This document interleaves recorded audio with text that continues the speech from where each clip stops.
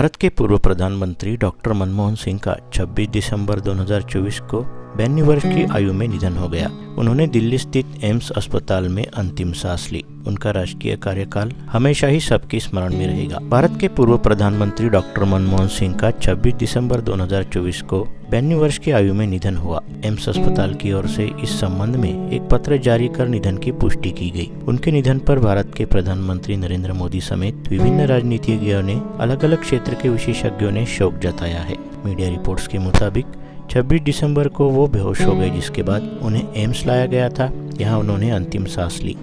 Doctor Manmohan Singh का जन्म 26 दिसंबर 1932 को ब्रिटिश भारत के पंजाब प्रांत के गाह नामक गांव में हुआ, जो अब पाकिस्तान में स्थित है।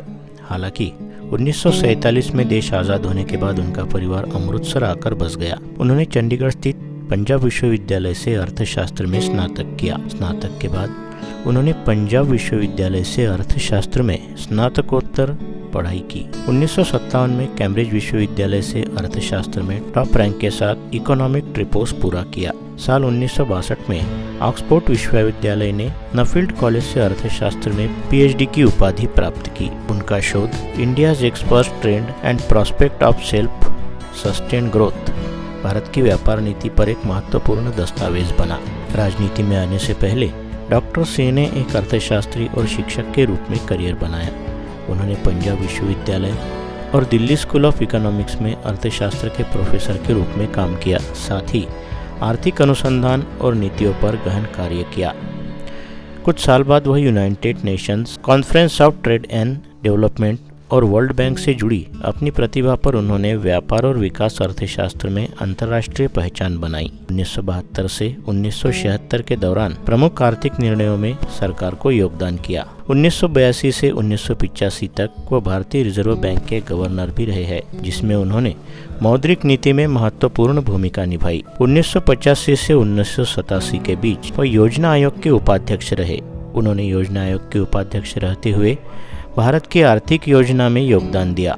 भारत के आर्थिक संकट के समय राजनीति में उन्होंने कदम रखा। साल 1991 में डॉक्टर मनमोहन सिंह ने भारतीय राजनीति में कदम रखा था। यह वह समय था जब भारत आर्थिक संकट से जूझ रहा था। ऐसे में तत्कालीन प्रधानमंत्री पीवी नरसिम्हा राव ने उन्हें वित्त मंत्री नियुक्त किया।